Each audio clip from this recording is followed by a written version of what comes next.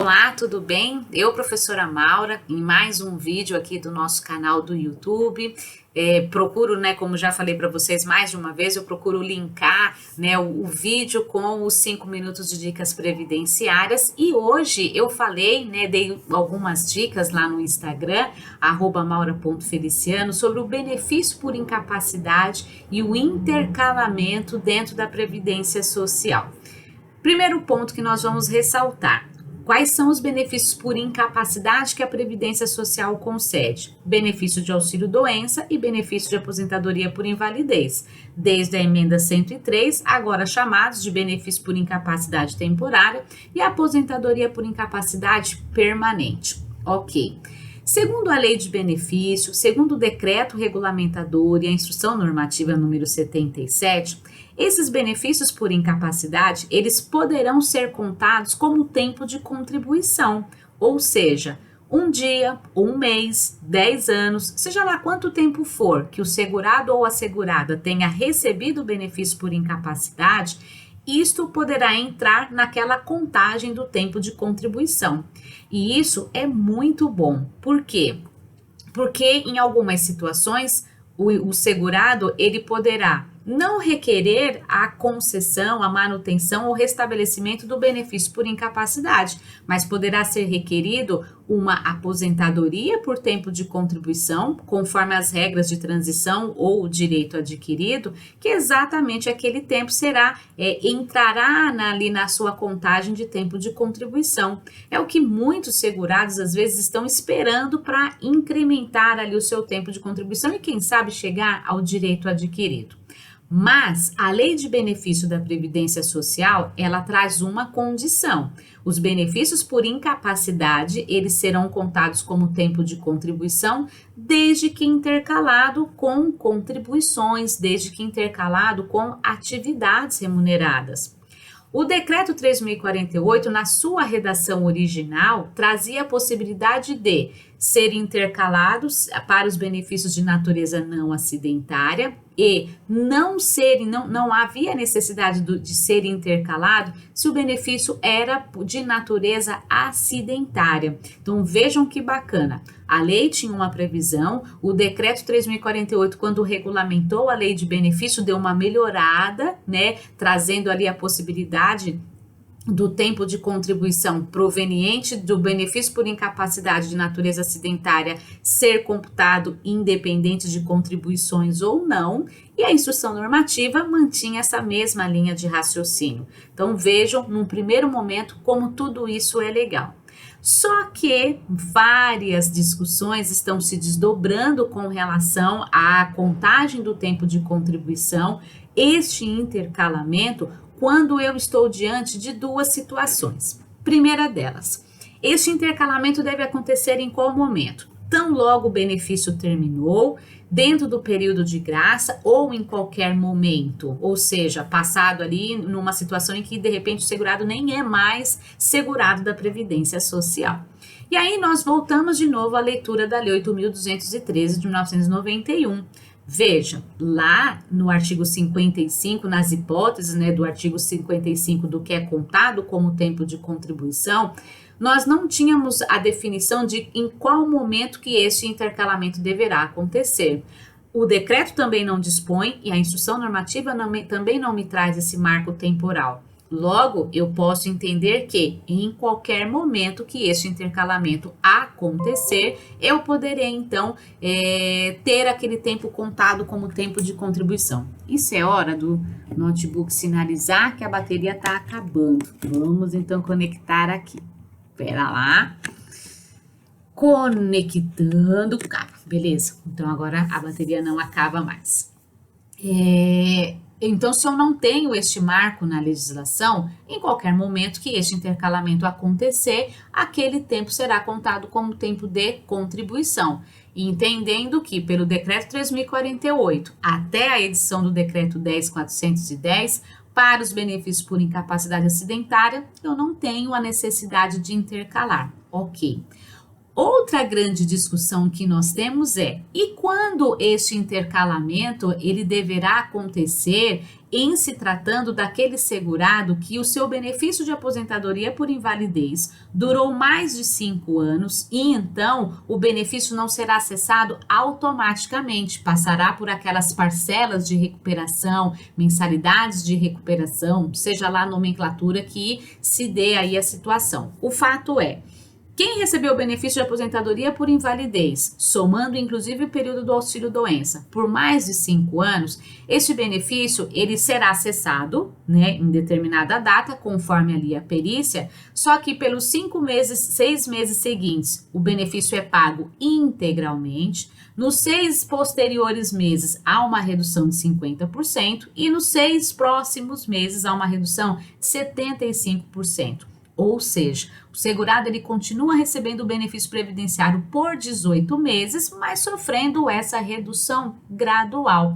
E aí, neste intervalo, como fica a situação desse segurado? Ele começa a contribuir dentro dos 6 meses, em que a mensalidade ela é paga integralmente, ele passa a contribuir com a Previdência a partir do 7º mês ou a partir do 13º mês?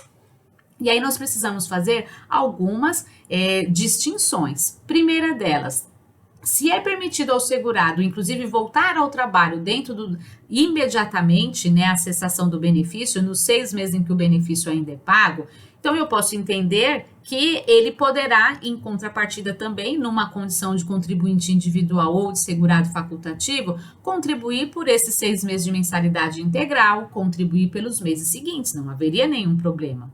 A instrução normativa não me traz uma vedação em que momento que eu deva contribuir, ou pelo menos eu não encontrei na instrução normativa número 77. Eu me lembro de uma instrução normativa de número 20 do ano de 2000 que não permitia que esses recolhimentos acontecessem nesses 6 meses de parcelas pagas integralmente. Então, eu até posso, por uma questão ali, né, de evitar demandas com a Previdência Social, seja na via administrativa ou na judicial, eu até posso dizer ao meu segurado, né, ao segurado o seguinte: olha, nesses 6 meses, como o seu pagamento ele é integral, recolha no 7º mês, imediatamente, entre aspas, né, no 7º mês, que é quando a parcela começa a sofrer uma redução. Seria uma hipótese. Numa outra condição, e isto se eu me lembrar do texto anterior do decreto 3.048, né, o texto original antes da atualização do decreto 10.410, eu também poderia dizer ao segurado o seguinte: recolha dentro do período em que você mantém a qualidade de segurado. E o decreto 3.048, na sua redação original, ele trazia a seguinte previsão: mantém-se a qualidade de segurado, independente de contribuições, pelo período de 12 meses, de até 12 meses, após a cessação de benefício previdenciário. Ou seja, cessou um benefício de aposentadoria por incapacidade em agosto de 2018, então ele teria 12 meses até agosto de 2019. Só que esta condição, ela também foi retirada do decreto 3.048 por força da atualização do decreto 10.410, ou seja, em tese, pelo menos a partir do dia 1º de julho de 2020, que é a data de publicação do decreto 10.410, eu não tenho mais essa condição de manter a qualidade segurado pelos próximos 12 meses. Então, de novo, a gente vem naquela discussão: meu Deus, então, afinal de contas, qual é a orientação que eu tenho que dar ao cliente? Que ele contribua o quanto antes. Quanto antes seria quando? Imediatamente, 6 meses seguintes, nos próximos meses. Bom, agora, se eu considerar o texto atual do decreto 3.048, se a manutenção da qualidade segurado ela não acontece mais 12 meses após a cessação, então agora sim eu tenho que dizer ao meu cliente: recolha imediatamente. Nossa, Mauri, como que está essa situação na justiça? Tem decisão para todo o gosto. Eu não tenho aqui agora para compartilhar com vocês as exatas, né, os exatos aí apontamentos processuais, mas eu já li a respeito de um artigo do professor Malcolm Robert, que infelizmente esse artigo não está mais disponível, né, num blog que ele tinha na internet, que eu já cobrei dele este material. Tem juiz entendendo que só pode voltar a contribuir nesta condição quem está no exercício de atividade remunerada, ou seja, o segurado facultativo estaria de fora. Para voltar, né, para intercalar essas contribuições e contar como tempo de contribuição, esse segurado ele deveria fazer isso imediatamente ou pelo menos dentro do período de graça, ou seja, se ele recolhe pós ali os 12 meses, que era possível, também não seria mais contado. E o ano passado eu me lembro de uma decisão que ela percorreu os 4 cantos das redes sociais, onde um juiz afirmava que voltar a fazer um recolhimento só para contar como tempo de contribuição é má fé do segurado. Vejam, era uma disposição, era uma possibilidade que estava no sistema e esse juiz entendeu que estava ali acontecendo má fé do segurado para contribuir com uma só.